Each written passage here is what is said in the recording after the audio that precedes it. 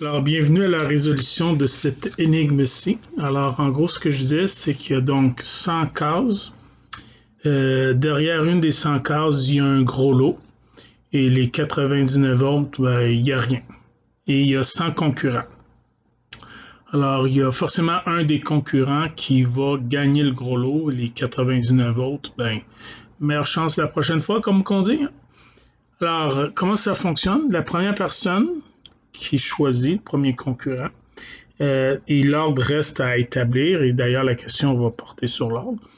Donc la première personne arrive, puis elle a choisi donc un numéro au hasard. Là. Et puis bon, elle peut y aller avec son numéro fétiche si elle veut, ben, le nombre est complètement placé au hasard. Là. Et si elle a raison, ce qui est improbable, mais bon, 1% des chances quand même, c'est beaucoup plus que de gagner à 6,49. Hein? Ce serait le fun d'avoir une chance sur 100 de gagner à 6,49. Bon, ça c'est autre chose. Ben, la personne gagne le gros lot, peu importe le montant, c'est pas ça l'idée. Et ce qui est plate, c'est que les 99 autres, ben, ils n'auront jamais pu donner leur choix. Ils n'auront jamais pu, genre, participer, entre guillemets. Je dis entre guillemets parce qu'en étant parmi les 100, ils participent officiellement, mais ils n'auront jamais été proactifs. Et donc, ils sont éliminés, ils retournent chez eux. Ce qui est un peu plate, mais bon, c'est ça. Par contre, si la personne 1 ne l'a pas, ce qui est fort probable, c'est la personne 2 qui participe. Et là, la personne 2, elle n'a plus le choix entre 100 nombres de 1 à 100, puisque celui qui a été choisi par la première personne est éliminé. Donc, la deuxième personne a plus de chances que la première de gagner. Oui, parce qu'il y a 99 cases au lieu de 100. Donc, on pourrait porter à croire que c'est mieux d'être deuxième que premier. Sauf que bon, le premier aurait pu l'emporter avant même que le 2 puisse jouer. Mais bon, c'était improbable. Mais là, le 2 a quand même une chance sur 99 de gagner, ce qui est mieux que sur 100. C'est mieux, mais ça reste encore improbable. Bon. Là, la question, c'est de savoir est-ce que c'est mieux d'être deuxième, premier, puis bon. Supposons que le deuxième l'emporte. Mais tant mieux, mais les 98 autres, tout bad, retournez chez vous ou ne participez pas. T'sais. Et le deuxième l'emporte, puis c'est fini. Sinon, ben, c'est le troisième qui participe. Qui choisit, c'est à son tour. Puis là, il y a le choix entre 98 nombres. Donc, plus de chances de gagner. Puis s'il emporte les 97 autres, bye-bye. Puis sinon, ben, ça tombe au quatrième, puis il lui reste 96 nombres. Et ainsi de suite. On continue jusqu'à temps qu'il y en a un qui devine le gros lot. Puis c'est sûr qu'il y en a un qui va deviner parce qu'il y a 100 cases, 100 participants. Au pire aller, si on se range jusqu'au dernier, ben le dernier, ben, il reste une case, il choisit cette case-là par défaut, puis il gagne. T'sais. Là, la question que je vous demandais, c'est supposons que vous êtes un des concurrents, puis bon, vous êtes le chef, puis vous avez le choix de choisir l'ordre dans lequel les participants vont choisir. Okay? Vous avez ce privilège-là. La question, je vous demande, si vous voulez optimiser vos chances de gagner le gros lot, à quelle position devriez-vous choisir? Alors, ce qu'on a remarqué, c'est que, bon, si vous êtes dans les premiers, les chances de participer, donc de pouvoir dire son choix, sont excellentes. Contrairement à ceux qui sont dans les derniers, hein, si on est dans les 90e et quelques, il y a peu de chances qu'on se rende à eux. Par contre, si vous êtes parmi les premiers, oui, vous avez des bonnes chances de participer, mais bon, vous êtes quand même pogné avec plusieurs choix.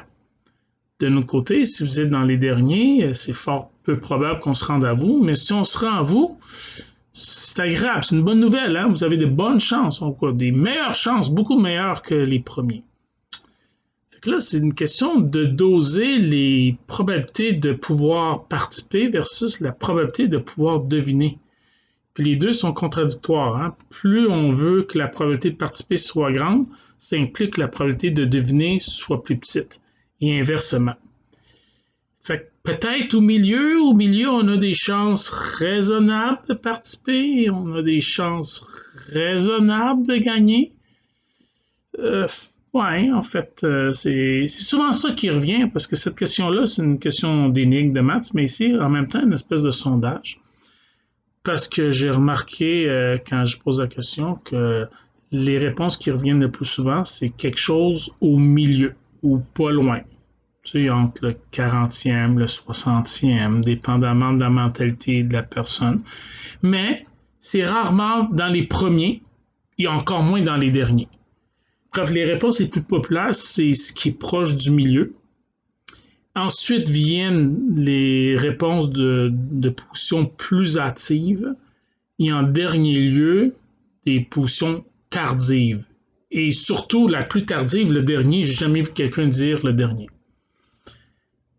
OK, alors c'est intéressant. C'est quasiment philosophique, cette question-là. Alors la question, bon, on va essayer d'y résoudre. C'est assez simple, vous allez voir. Donc évidemment, j'ai pas fait 100 concurrents, 100 quarts, ce serait trop long. J'en ai fait pour 5.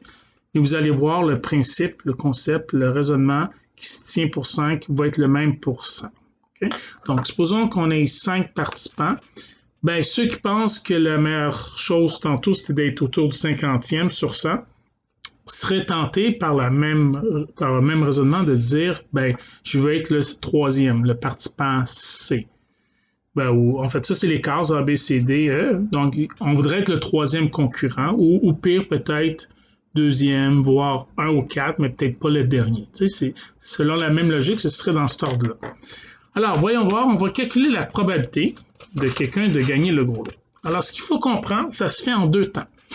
La probabilité de gagner le gros lot, c'est la probabilité de participer. Quand je dis participer, c'est de parler, de donner un choix, parce qu'au départ, les 5, dans ce cas-ci, participent tous. Hein, ils sont tous éligibles au tournoi ou au concours. Là. Mais quand je dis participer, ça veut dire de donner son choix. Okay? Donc, c'est la probabilité de pouvoir donner son choix, multiplié par la probabilité, une fois qu'on dit son choix, de deviner le nombre exact. Et donc, il faut multiplier les deux probabilités puisque c'est un « et », c'est une exigence. Alors, on va avec le premier. Alors, c'est quoi la probabilité du premier de gagner le gros lot? Évidemment, le premier participant, lui, sa probabilité de participer, ben, c'est 1 sur 1. Il est sûr de participer. C'est le premier. Il ne peut pas être exclu. Donc, j'ai écrit 1 sur 1, ça peut être 5 sur 5, ça peut être 100% en pourcentage, mais 1 sur 1, ça donne 1, 2 sur 2, 5 sur 5, c'est 1, puis 1 en nombre décimaux, ben, c'est 100%. T'sais. Donc, il n'y a rien qui est réduit, il part avec ses 100% de chance. Par contre, les chances de deviner, il a le choix entre 5 portes. Il n'y a pas grand chance de deviner, il a une chance sur 5. Ce qui fait que 1 sur 1 fois 1 cinquième, les 1 se simplifient ici. Qu'est-ce qui reste? 1 sur 5. Une chance sur 5. OK. Mais ça, on le savait. C'est le premier, il y a 5 cases, il y a une chance sur 5. Dans le problème initial, le premier, il y avait 100 cases, il y avait une chance sur 100. Ça, je pense que tout le monde était d'accord avec ça. Le deuxième concurrent, lui, bon, il faut calculer la probabilité de participer parce que ça se peut qu'il ne participe, et je répète que participer ici veut dire parler, ça se peut qu'il ne vienne jamais au micro et qu'il ne parle jamais. Mais c'est quoi les chances que ça arrive? En fait, il faut calculer les chances qu'il puisse parler. Et les chances qu'il puisse parler sont quand même bonnes parce qu'il faudrait, pour qu'il ne participe pas, que le A devine. Mais c'est quoi les chances que le A devine? C'est juste une chance sur 5. Donc, pour que le deuxième puisse participer, il faudrait que le A ne devine pas. Alors, s'il a une chance sur 5 de deviner, c'est qu'il a 4 chances sur 5 de ne pas deviner. Donc, le deuxième concurrent a 4 chances sur 5 d'aller au micro. OK, ce qui est quand même intéressant. 4 sur 5, c'est 80%. Mais rendu là, il doit deviner. Il n'est pas sorti du bois, hein, il a juste une chance sur 4. Voyez-vous, donc si on compare cela avec cela, ici 4 sur 5 c'est inférieur à 1 sur 1, de peu. Par contre, le 1 sur 4 est supérieur à 1 sur 5, de peu. Est-ce que les deux de peu se balancent, s'équivalent? Et oui, regardez ici le 4 qui est ici, avec le 4 qui est ici, ça simplifie en diagonale, comme les 1 ici en diagonale. Il reste quoi? 1 sur 5. Il reste 1 sur 5. Ah, OK. Le concurrent numéro 3. Lui, les probabilités qu'il participe sont un peu plus périlleuses. En effet, il ne faut pas que le premier devine. Mais s'il y a une chance sur 5 de deviner, c'est qu'il a 4 chances sur 5 de ne pas deviner. Mais il faut également que le deuxième ne devine pas. Mais le deuxième avait une chance sur 4 de deviner. Donc, il a 3 chances sur 4, lui, d'avoir tort et donc de lui de participer. Tout ça, c'est en une parenthèse parce que ça, tout ça, c'est la probabilité de pouvoir participer. Multiplié par les chances rendues là, s'il participe, de deviner. Mais lui, il aurait le choix en 3 chiffres. Alors, voyez-vous, qu'est-ce qui se passe? Ben, les 4 se simplifient en diagonale, comme ici. Et les 3 se simplifient en diagonale, comme ici. Qu'est-ce qui va rester? 1 sur 5. Il va rester 1 sur 5. Ah! Donc, on dirait que c'est toujours 1 sur 5. On dirait que c'est toujours égal. Voyons pour le quatrième. Là, pour le quatrième, pour qu'il participe, il faut que le premier ait tort, 4 sur 5. Il faut que le deuxième ait tort, 3 sur 4. Il faut que le troisième ait tort, 2 chances sur 3. Je suis rendu ici, ouais. 4 sur 5 fois 3 sur 4 fois 2 sur 3. Pardon, j'étais ici, mais c'est ici. Ça, c'est la probabilité donc qu'il puisse participer. Fois les chances de gagner s'il participe. Mais là, ils sont bonnes. Il reste 2 cases. Il y aurait donc une chance sur 2. Alors, voyez-vous qu'est-ce qui se passe ici? Le 4 avec le 4 se simplifie en diagonale. Le 3 avec le 3 se simplifie en diagonale. Le 2 avec le 2. On voit depuis le début qu'il y a des simplifications en diagonale avec le même chiffre qui se font. Et qu'est-ce qui va rester? Tout se simplifie en diagonale. Il va toujours rester le 1 ici avec le 5. Une chance sur 5. Et on peut voir avec le dernier, c'est quoi la probabilité que le cinquième participant gagne? Mais il faut qu'il participe. Donc, il faut que le 1 ait tort, 4 sur 5. Il faut que le 2 ait tort, 3 sur 4. Il faut que le troisième ait tort, 2 sur 3. Il faut que l'avant-dernier ait tort, une chance sur 2. Donc, tout ça, c'est sa probabilité de participer. Mais s'il participe, par contre, ses chances de deviner sont de 1 sur 1. Ce qui est complètement l'inverse du premier, qui avait 1 sur 1 au départ, puis 1 sur 5 ici. Ici, si je simplifie ça en diagonale, 4, 4, 3, 3, 2, 2, je pourrais dire le 1, 1 aussi. Qu'est-ce qui va rester? 1 sur 5, encore une fois. Donc, c'est une chance sur 5 tout le temps. Et ce qu'on remarque, c'est que ça se simplifie tout le temps en diagonale. Tous les chiffres vont se simplifier. Il va rester quoi à la fin? Il va toujours rester le 1 ici avec le 5 ici. Oui, j'aurais pu généraliser avec le n, mais ici, c'est pas très pertinent. Il n'y a pas vraiment de manipulation algébrique. Je veux dire, j'aurais pu faire avec le nème étape pour n cases. J'aurais juste perdu du temps parce qu'on le voit que c'est les mêmes chiffres tout le temps qui apparaissent en diagonale, puis il va toujours rester le dernier 1 qui survit aux simplifications, puis le 5 de départ. Dans ce cas-ci, 1 sur 5 parce que 5 cases. S'il y avait n cases, chacun des n concurrents aurait une chance sur n de gagner. Ce serait donc équiprobable. Donc, réponse, équiprobable, ils ont les mêmes chances.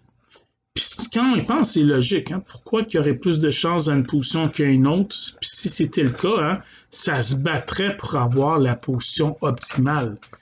Puis bon, j'imagine qu'il y a déjà eu des jeux télévisés où il y avait quelque chose de ce genre-là. Puis imaginez si c'était pas équiprobable, comment que ça se créerait à l'injustice. OK, ça c'est le premier point, l'aspect mathématique du problème. Mais maintenant, l'aspect psychologique, pourquoi le monde répond quelque part au milieu, sinon suivi de quelque part au début, puis jamais vers la fin. Alors, ici, j'y vais d'une thèse, mais c'est vraiment une opinion, c'est personnel, mais bon, je vous la partage. Selon moi, c'est qu'il y a une espèce d'erreur dans les probabilités, ce qu'on appelle en anglais gambler's fallacy, c'est une fausse croyance au niveau des jeux, du hasard, que lorsqu'on décide, qu'on prend des décisions, inconsciemment, on a l'impression de contrôler le hasard. On a l'impression que ça vient de notre tête, on est intelligent, fait qu'on manipule, donc on met les chances de notre bord. De la même façon qu'il y a du monde qui pense qui ont plus de chances de gagner au blackjack versus à la roulette.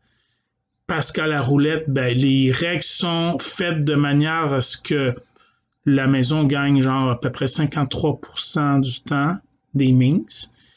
Mais dans Blackjack, si quelqu'un prend les meilleures décisions, il arrive avec 47% de chance pour lui, puis 53% pour la maison. Puis ça, c'est s'il prend les meilleures décisions. S'il prend des mauvaises, ça va être encore pire. Et là, je mets la possibilité qu'il y a du monde qui savent compter des cartes, puis je mets ça de côté parce que de toute façon, les casinos, ils ont mis des règles pour contrer les compteurs de cartes professionnels. Bref, mon point, c'est qu'il y a du monde qui préfère le blackjack à la roulette parce qu'à la roulette, ils disent, ben, ça dépend pas de moi. C'est la boule, c'est le hasard, j'ai aucun contrôle. Au blackjack, dit, ça dépend de moi si je sais doubler, splitter, surrender, arrêter. Ça dépend de moi. Ils ont l'impression d'avoir un contrôle. Mais il n'y a pas de contrôle vraiment. C'est les mêmes probabilités, c'est du hasard. Fait qu'ici, le lien avec la roulette et le blackjack, c'est qu'en étant un des premiers à parler, on parle, on donne son choix. Fait qu'on a l'impression qu'on manipule, qu'on contrôle un peu notre destin, que le destin ne dépend pas juste des autres. On n'aime pas ça que notre destin dépend des autres. On aime, tu sais, la plupart du monde préférerait perdre parce qu'ils ont eu le mauvais nombre plutôt que de perdre parce qu'ils se sont jamais rendus au micro. Fait qu'il y a ça. Il y a aussi l'aspect ludique. Le monde, ils ont l'impression qu'ils ne jouent pas s'ils vont pas au micro. Alors que s'ils vont au micro puis perdent, ben j'ai tenté ma chance. Je l'ai pas eu. Alors que d'être le 70e puis le 63e devine puis tu t'en vas, t'as comme un goût amer de ne pas avoir participé. Mais en fait, ce qu'il faudrait dire, c'est qu'à chaque personne qui allait au micro, on participait. On vivait une expérience aléatoire dont le but était de survivre. Il fallait pas que la personne qui aille au micro devine. Fait qu'il y avait un événement aléatoire. Mais puisque c'est pas notre décision, qu'on n'a pas l'impression d'avoir le contrôle, c'est pas aussi satisfaisant. Alors c'est pour ça que le monde, ils ont l'impression que si c'est eux qui choisissent, il y a plus de chances. Surtout qu'il y en a qui sont superstitieux, qui disent j'ai un nombre fétiche. Je suis né le 14 mars, fait que le 14 va sortir plus qu'une fois sur 100. Non, c'est au hasard. La personne qui a mis le gros lot n'a pas été selon des stats de date d'anniversaire. C'est random. Okay? Fait que laissez faire la superstition. Ça n'a aucun rapport, c'est équiprobable. Donc, sachant ça, donc, il y a l'aspect, comme je vous ai dit, un peu inconscient du monde qui ont l'impression qu'ils ont plus de chance en contrôlant le hasard. Maintenant, sachant cela que c'est égal, même si je convainc les personnes que c'est égal, ben, il y a du monde qui serait porté à dire, ouais, mais je veux quand même pas être le dernier, tu sais, comme, il me semble que ça arrivera jamais au dernier, tu sais, c'est ça qu'ils se disent. Mais ouais, mais le dernier, voyons, les chances que ça arrive au dernier. Oui, mais les chances que ça arrive au dernier, voyez-vous, hein, c'est plusieurs risques. Hein, c'est un risque ici, un risque ici, un risque ici, un risque ici. C'est vrai qu'il y a plein de risques. Par contre, la somme ou le produit, si on veut, de tous ces petits risques, parce que, bon, 4 sur 5, c'est pas un grand risque. Si je le mets sur 100, 99 sur 100, c'est pas un grand risque. Fois 98 sur 99, c'est pas un grand risque. Mais le produit de tous ces petits risques équivaut à un seul grand risque qui est celui du départ de devenir dès le départ 1 sur 5 ou 1 sur 100.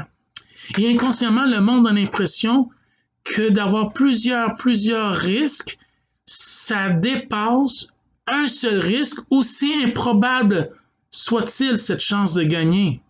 Voyez-vous, il dit, voyons, je ne peux pas survivre 99 fois. Oui, mais à chaque fois, vous étiez favori de survivre à la personne qui est au micro.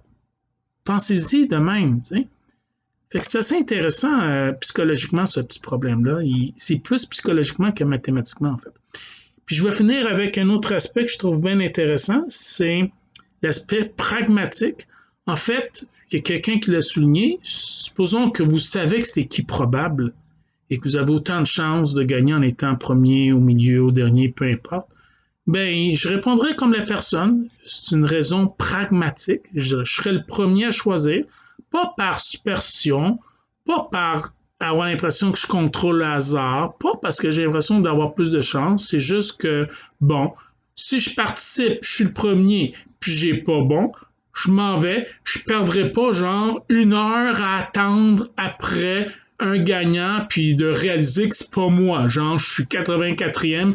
Ah, le 83e l'emporte, j'ai attendu 1 heure pour rien. Alors que le premier, tu gagnes, tu t'en vas, merci, tu perds, tu t'en vas, puis tu n'as pas rien perdu. Fait que d'un point de vue pragmatique, la bonne réponse serait donc la première. D'un point de vue mathématique, il n'y a pas de bonne réponse, c'est équiprobable. D'accord? Alors, j'espère que vous avez apprécié et à la prochaine.